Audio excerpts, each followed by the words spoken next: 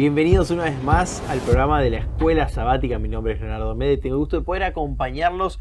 Ya estamos en la lección número 2. El tiempo ha pasado realmente rápido y nos quedan simplemente esta y la próxima semana para poder estudiar el tema del crisol, el tema del sufrimiento. Pero quiero introducir a quienes nos van a estar acompañando en esta semana para poder estudiar la Biblia juntos. A mi derecha lo tengo al señor Pablo Costa. ¿Cómo estás, Pablo? Muy bien, la verdad, contento primero de la invitación y segundo de poder compartir esta lección, ¿no? Gracias realmente a vos, te damos por acompañarnos. ¿Qué estás Gracias. estudiando, Pablo? Medicina, estoy en Medicina. cuarto año. O sea que de crisol vos entendés Sí. bastante.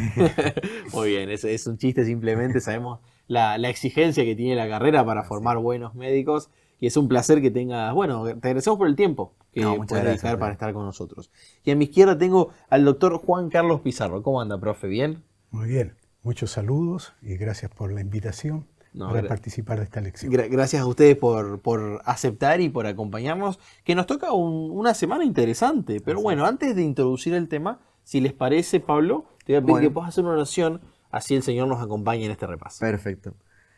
Padre nuestro que estás en los cielos, Señor, gracias porque estamos acá reunidos. Te quiero pedir de manera especial que derrames tu Espíritu Santo sobre cada uno de nosotros para poder, Señor, según tu guía, desarrollar esta escuela sabática. Todo esto en el santo nombre de Jesús. Amén. Amén, amén. Muy bien. Y ahora sí, el título dice, morir como una semilla. Y si les parece, vamos a Juan 12:24. Es el texto central de la semana que nos propone el autor. Y dice lo siguiente, Juan 12:24. De cierto os digo que si el grano de trigo no cae en la tierra y muere, queda solo. Pero si muere, lleva mucho fruto. Y quería preguntarte, Juan Carlos, tomando esta ilustración de Jesús sobre el trigo, el grano de trigo que cae al suelo, ¿qué lecciones podemos extraer? Bueno, hay varias lecciones, pero para verlo en el contexto de esta semilla, esta ilustración de la naturaleza, la palabra de Dios nos dice que había ciertos griegos de los que habían subido a adorar a la fiesta, en la fiesta de la Pascua, y estos pues se acercaron a Felipe, que era de Betsaida, de Galilea, y le rogaron diciendo, Señor, queríamos ver a Jesús. Y Felipe vino y lo dijo a Andrés, y después Andrés y Felipe lo dijeron a Jesús. Y entonces Jesús les responde, ¿ya? Ha llegado la hora en que el Hijo del Hombre, dice, ha de ser glorificado. Y ahí después viene el texto que tú has leído, el pasaje, ¿ya? Entonces aquí nosotros vemos muerte. Cuando Jesús dice aquí a estos griegos, ha llegado la hora en que el Hijo del Hombre ha de ser glorificado. Una aparente contradicción ahí. Claro, y está dando a entender que muy cercano está la muerte de Jesús. Lo colocamos en un día martes, a 4 días de la crucifixión, Claro. y entonces Jesús menciona esta parábola. Entonces esta parábola nos habla de una semilla de trigo que es colocada en la tierra. Y cuando es colocada en la tierra, esta semilla de trigo muere. Claro. Como grano de trigo. Pero la vida no es destruida. Hay en la semilla un germen de vida que no se destruye con la disolución, sino que en el crecimiento de una nueva planta, la semilla se convierte en muchas semillas. Claro. Sin embargo, una multiplicación tal no podría haber ocurrido si esa semilla no se hubiera tirado en la tierra. Entonces esto ya nos muestra, Jesús, vienen estos griegos, y Jesús cuando dice, no, voy a ser glorificado. Entonces ya está anticipando la manera como su muerte iba a permitir que muchas naciones gentiles pudieran alcanzar la salvación.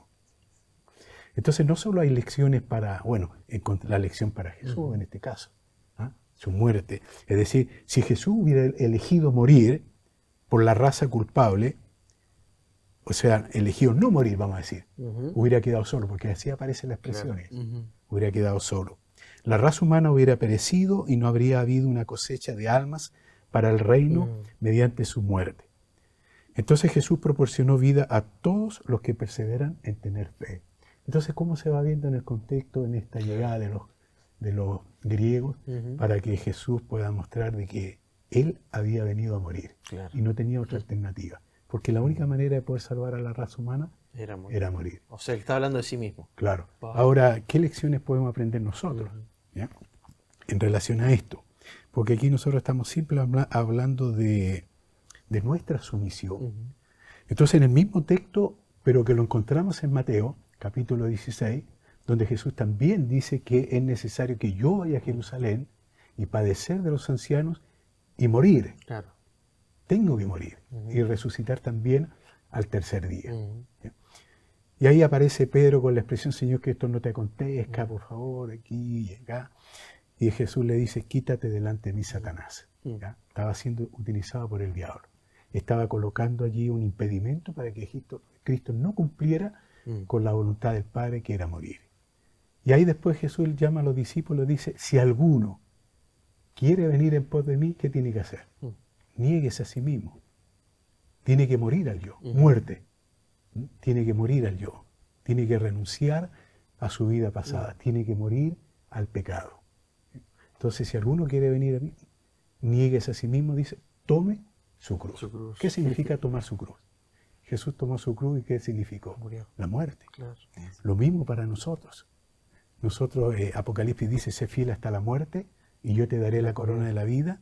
Es decir, sé fiel tanto tiempo tú estés con vida, sirviendo al Señor, o si pide que entregues tu vida por causa del Señor, lo puedas hacer. Claro. Wow, fantástico, profe, fantástico. Varias lecciones realmente, Sí, ¿no? Sin hay, dudas. hay varias otras en todo caso, pero no me quiero... No hay problema. Ha sido muy buena explicación. Y sin dudas, es fantástico eso, pensar que él estaba hablando de sí mismo, ¿no? Pero ahora, yendo un poquito más hacia el lado de Filipenses, en el capítulo 2, 5 al 7, ahí se declara que Jesús se hizo siervo, dejando su poder, riquezas, el cielo y viniendo a la tierra para salvarnos, ¿no? ¿De qué forma esto puede ser un modelo para nosotros, Pablo? Porque, bueno, Jesús, como bien dijo el pastor Juan Carlos, es un ejemplo para nosotros también. Así es. De hecho, hasta el mismo Pablo, más al inicio, relata y dice, este sentir que tuvo Jesucristo Jesús, que también lo tengamos nosotros. Ajá. Ahora, ¿por qué este modelo debería ser el que nosotros tenemos que adoptar? Claro. Es porque, primeramente, Jesús es Dios. Persona excelsa, grandísima, infinita, y Él, aún siendo la potestad que es, se sometió a la voluntad de su Padre. Claro, exactamente. Y no solo eso, que se sometió a la voluntad de su Padre, sino que además vino a esta tierra a encarnarse, ¿no es cierto?, en una raza caída, llena de pecado, y a ser humillado. O sea, vemos cómo no solamente, a pesar de la grandeza que tiene, se somete a Dios, sino que se somete sin condición alguna. Claro. Independiente de lo que le vaya a pasar, Él dice, Señor, aquí estoy, ahí voy. Entonces, si Él siendo Dios, ¿no es cierto?, se somete a la voluntad, ¿qué nos queda a nosotros como mortales, como personas finitas y pecadoras, para no hacerlo? Claro. Y una cosita más es que, como dice la frase, las palabras se las lleva el viento, acá Dios no nos está diciendo que nos sometamos a su voluntad, sino que Él mismo lo hizo. Él mismo lo reafirmó con acciones, ¿no? Tal cual. Y ese es nuestro mejor ejemplo que tenemos, ¿no? Así Él, es. si Él se vació de todo eso para venir a nuestro mundo, nosotros tampoco tenemos mucho que dejar, ¿no es cierto? Son Tal cual. pequeñas cosas que tenemos que podemos dejar de lado para seguir a Jesús. Juan Carlos, te quería preguntar en torno a Romanos 12, 1 al 12, es otra cita bíblica interesante, donde Pablo afirma que nosotros podemos ser capaces de comprobar cuál es la buena voluntad de Dios. Y definitivamente todo cristiano sincero quisiera saber cómo es posible esto, comprobar cuál es la buena voluntad de Dios para nosotros, ¿no? Claro, todos queremos conocer cómo conocer la voluntad de Dios. Es una gran pregunta. Claro. Y nosotros tenemos que ver que a través de toda la Escritura, Dios desea guiarnos a su manera. No hay otra vuelta. Él quiere hacerlo. Claro. ¿Ya? Y para que, por diversos medios, Él quiere guiarnos para conocer su voluntad. Pero para que esto ocurra, ¿ya?, nosotros tenemos que anhelar, conocer la voluntad de Dios y seguirla. Claro. Así es. Esa es la labor nuestra. Y Él nos va a ayudar de alguna manera a realizar. Entonces aquí tenemos nosotros la voluntad de Dios y la voluntad de nosotros. Claro. Algunas veces dice que cuando, Jesús dice, se anonadó, los planes de Él eran los planes de Dios, Él siguió cada uno de los pasos que el Padre había dado. ¿Ya? Entonces algunas veces nosotros podríamos decir en respecto a esta voluntad, que cuando nosotros queremos seguir la voluntad de Dios, nuestra voluntad se transforma en pasiva. ¿Ya? Yo creo que no. La Biblia dice: pedid y se os dará, Claro. llamad y se os abrirá, buscad y Y hallaréis. hallaréis. Entonces tenemos que buscar activamente la voluntad de Dios. Y eso lo buscamos a través de su palabra. ¿Ya? Y ahí tenemos un aspecto nos vamos a tratar de cómo conocer la voluntad de Dios, que aparece aquí en Romanos 12, 1 y 2, que aquí hay 3 palabras importantes. Dice, primero, hermanos, por tanto ruego por la misericordia de Dios, que presentéis vuestros cuerpos en sacrificio. Y lo otro importante, que tiene transformados por la renovación de vuestra mente para que comprobéis cuál sea la buena voluntad de Dios. Como el texto dice, por tanto, Claro. así que ¿de qué cosa? Por tanto, ¿de qué cosa? Todo lo que se ha venido hablando anteriormente, que es la doctrina de la justificación por la fe, que es el centro de la teología del apóstol Pablo, cómo nosotros somos justificados por la fe, que a través de lo que Cristo hizo, su perfecta justicia se acredita a nuestra cuenta, pero eso no puede quedar allí. Tenemos que seguir todavía avanzando hacia la santificación, el poder ser idóneos para el reino de los cielos, ¿ya? Y a la vez seguir avanzando hasta que una vez nos podamos encontrar con Jesús. Amén. Pero acá nos dice, debemos nosotros, bueno, por la misericordia de todo lo que es Dios misericordioso, por lo que hizo con Cristo, para que Él muriera, aunque no lo merecemos, Dios murió por nosotros. Amén. Entonces ahora dice, presentemos nuestros cuerpos. Tenemos que sacrificar nuestro cuerpo, así como lo hacían los israelitas, que traían un corderito sin defecto de 1 año y lo mataban, y la sangre era llevada al santuario terrenal y ahí era asperjada. Así tenemos que hacer, sacarnos sangre de nosotros y llevarla al templo. Sería raro. Y asperjarlo. Claro. Bueno, no sé si tiene cortina, pero Vamos a manchar habría un poco el habría que templo. colocar una. ¿Ya? Entonces, ¿es eso? ¿Ya? ¿Es eso lo que Dios quiere? Cuando hablamos de un sacrificio, estamos hablando de un sacrificio en el sistema ceremonial del Antiguo Testamento que consistía en animales muertos. Pero el sacrificio del cristiano, ¿ya? El sacrificio del cristiano consiste de una persona viva. No tenemos que darnos muerte. Claro. Una persona viva. El adorador cristiano se presenta vivo con todas las energías y facultades consagradas al servicio de Dios. Ahí está la clave de presentar nuestros cuerpos en sacrificio vivo. Es decir, todo nuestro ser, todo nuestro espíritu, alma y cuerpo consagrado al Señor. Todo lo que somos. Entregados a Él. ¿Ya? Entonces, ¿qué pasa cuando algunos, ¿no, ciertos aspectos de nuestra vida todavía no murieron al yo completamente? Entonces aquí es donde la lección del trimestre, Dios permite los crisoles, los problemas, las dificultades que puedan venir, para que nosotros saquemos todas esas cosas que nos sirven, para que de esa manera podamos algún día poder encontrarnos con Jesús. Muy bien. Gran explicación, profe, sin dudas. Así es. Y Pablo, no sé si recordás la historia de Elí y sus hijos. Y por ahí la lección también nos invita a contrastarlo con la historia propia de Samuel. ¿Qué contraste podemos ver entre Elí, sus hijos y Samuel al escuchar la voz de Dios, no? Y sobre todo, ¿cuál es el rol de Elí en todo esto? Porque quizás podría haber habido una diferencia o quizás no. ¿Qué pensás al respecto? Claro. Bueno, recapitulando un poquito la historia de los hijos de Elí y de Samuel, vemos que los hijos de Elí no seguían la voluntad de Dios. Ni siquiera me atrevo a decir que escuchaban la voz de su padre mismo, sino que se guiaban por su yo y por ahí el placer momentáneo que ellos querían tener. Sí. Lo vemos, ¿no es cierto?, en la historia cuando hacían el acto del sacrificio, ¿no es cierto?, que tiene un gran significado y tenía que ser un acto solemne. Ellos querían tomar porción más de la carne que le correspondía, hasta inclusive sacaban cuando la grasa todavía no se terminaba de cocer. Claro. Después más adelante nos habla de que ellos dormían con las mujeres que velaban en la tienda de reunión. Entonces vemos esos chicos que eran hijos de Elí, el sumo sacerdote, una de las máximas autoridades, y lo que estaban haciendo. Y por otro lado vemos a Samuel, ¿no es cierto?, un niño que desde muy temprana edad se empezó a interesar por las cosas de Dios y a seguir la voluntad de lo que era Dios. Y a Samuel, ¿no es cierto?, el mayor contraste que se le da, por lo menos acá en la Biblia, es que él escucha literalmente la voz de Dios. Claro. Y él en un comienzo pensaba que era Elí que lo llamaba, pero Elí, entendiendo que era el mismo Dios, le dice, bueno, cuando te vuelva a llamar esta voz, di, heme aquí que tu siervo escucha. Y Samuel escucha la voz de Dios, y en eso que escucha no son buenas noticias, ni para Elí ni para sus hijos, ¿no? Entonces vemos ese contraste, cómo los hijos de Elí iban por su propia visión versus Samuel, que hacía la voluntad de Dios. ¿Y cuál es el rol de Elí en todo esto? Bueno, como ya te dije hace un ratito, él era el sumo sacerdote y él tenía que ver y guiar al pueblo de Dios. Claro. Tenía muchos hijos, ¿no? Tenía muchos hijos, ¿no? Y si bien es cierto, tenía que guiar al pueblo de Dios, también tenía que guiar lo que era su casa, ¿no? Su familia. Y capaz él estaba actuando de la misma manera que sus hijos. ¿En qué sentido? Sus hijos estaban no haciendo la voluntad de Dios de manera activa. Capaz Elí no hacía la voluntad de Dios de una manera pasiva. ¿De qué manera? No corrigiendo a sus hijos. Tal cual. ¿Cierto? Entonces, ese era un rol, yo creo que un tanto pasivo, que llevó a no seguir la voluntad de Dios, como la que con sus hijos, versus la que vemos con Samuel, ¿no? Samuel. Y más adelante vemos los frutos que trajo eso, de seguir la voluntad de Dios, versus ellos que no la siguieron. Tal cual. Pero Samuel, la nota es que tenía una gran disposición a escuchar. Tal cual. Y por eso pudo escuchar la voz de Dios, ¿no? Qué fantástico, porque me imagino que en la experiencia de nuestros amigos, muchos habrán orado y pedido, Dios, háblame, te quiero escuchar.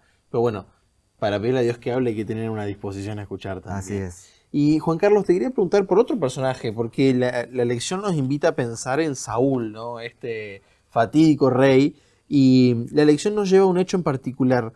¿Qué es lo que sucedió en 1 Samuel, 13? ¿Qué fue lo que sucedió ahí y por qué fue determinante en la vida de Saúl? Muy bien. 1 Samuel 13 nos muestra una guerra. Ujú. Nos habla de un rey que tenía buenas expectativas, ¿ya? Tenía un comienzo prometedor. Ujú. La Biblia nos dice que Saúl entre los profetas. Ujú. El aspecto físico dice que era hermoso, alto, ¿ya? Considerado, espiritual, perdonador, valiente, humilde. Tenía unas características pero que yo creo que ya en el aspecto físico nosotros quedamos fuera. ¿Ya? Lo hermoso, ¿ya? Pero él tenía todas las cualidades para poder llegar a ser un muy buen rey de Israel. Pero lamentablemente él tuvo un problemita que se llamaba la autosuficiencia. ¿Ya? Adoleció de fallas en algunos aspectos con Dios y por lo tanto se le costó su trono. Aquí la Biblia nos dice claramente en primera de Samuel 13 que se le había dado una orden. Vamos a ir rápido. 10:8 dice, y bajará delante de mí a Gilgal. Samuel le dice a Saúl, y luego descenderé yo a ti para ofrecer holocaustos y sacrificar ofrendas de paz. Espera 7 días hasta que yo venga a ti y te enseñe lo que has de hacer. Y él esperó 7 días. Claro. Es obediente el hombre. Conforme al plazo que Samuel había señalado, pero Samuel, por alguna razón, se atrasó. Claro. No sé si el bus, la micro, alguna cosa no le funcionó, pero se atrasó. Pero no puede haber sido en el mismo día, a lo mejor llegó más tarde nomás, pero el mismo día. Y entonces dijo Saúl, traedme holocausto y ofrenda de paz, y ofreció holocausto, algo que no podía hacer él, por ser el rey, no le correspondía. ¿Ya? Y entonces cuando llegó Saúl, ya sabemos ahí que ¿qué has hecho? Le dijo el verso 11, y Saúl respondió, porque vi que el pueblo se me iba, ¿ya? Y que tú no venías al plazo de los días, y que los filisteos estaban juntos en Misma. Me dije, los filisteos descenderán contra mí, y yo no imploraba el favor de Jehová, por tanto me vi forzado a ofrecer holocausto. Entonces, ¿qué hizo Saúl? Tomó el asunto en sus manos, su propio juicio. Y allí eso fue fatal para él. ¿Ya? Aunque en esta no fue tanto, ¿ya? En esta experiencia después viene otra experiencia todavía peor para él. ¿Ya? Por lo tanto, eso lo llevó de alguna manera, como dice en el versículo 14, más ahora dice tu reino no será duradero. Jehová dice, se ha buscado varón según su corazón. Entonces fue desechado. ¿Ya? Y así, en síntesis, entonces, la pregunta para nosotros, cuando yo enfrento dificultades o circunstancias difíciles, que son los crisoles en mi vida, ahora viene la pregunta, ¿coloco la sabiduría o las conveniencias personales por encima del mandato expreso de Dios? ¿Ya?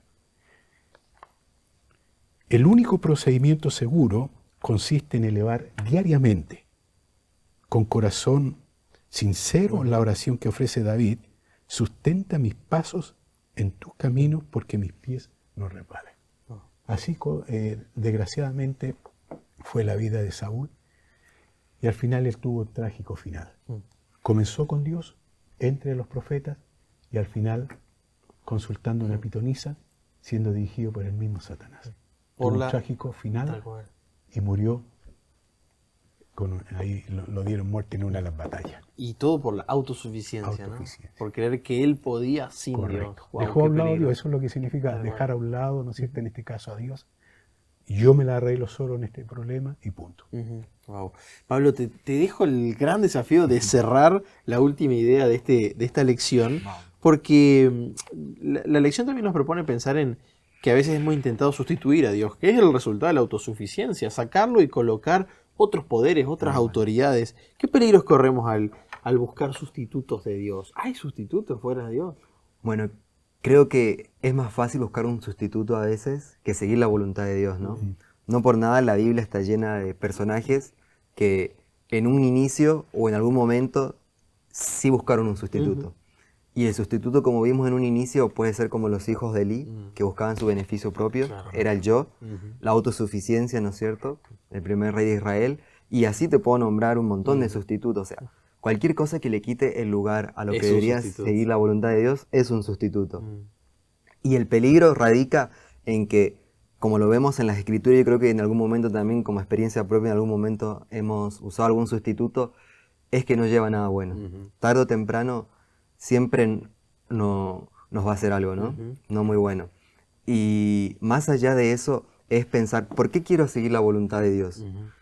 ¿Será que Dios acaso quiere que sigamos su voluntad porque Él lo quiere por capricho? No, es porque, como lo dice la Biblia, Dios es amor. Y Él quiere que nosotros sigamos su voluntad porque sabe que es la única manera en la que nosotros nos podemos hacer bien. Y ahí, cortito te leo, en Proverbios 16, del 2 al 4, que dice, todos los caminos del hombre son limpios en su opinión, pero el Señor pesa los espíritus. Encomienda al Señor tus obras y tus planes tendrán éxito. O sea, acá vemos, ¿no es cierto?, cómo seguir a Dios Claro. sí nos lleva por un buen camino. Y el mayor peligro, yo te diría, que buscar un sustituto, más allá del éxito que yo puedo tener en mis estudios, en mi trabajo, es la salvación. Tal cual. ¿No es cierto? Entonces, seguir la voluntad de Dios y que no nos quite esa salvación por la que Él pagó un precio muy grande. Muy bien, muchísimas gracias. Pablo, ha sido un placer tenerte con No, nosotros. gracias a ti. Igualmente, Juan Carlos, muchas gracias, profe, por estar aquí. Y gracias a cada uno de los que nos acompaña semana a semana. Y recordad que nos volvemos a encontrar la semana que viene ya con la última lección de este trimestre. Pero no te preocupes porque volveremos a comenzar con la próxima temática. Pero la semana que viene seguimos con el tema de los crisoles y vamos a estudiar la lección número 13 titulada Cristo en el crisol. Nos vemos y que Dios te bendiga.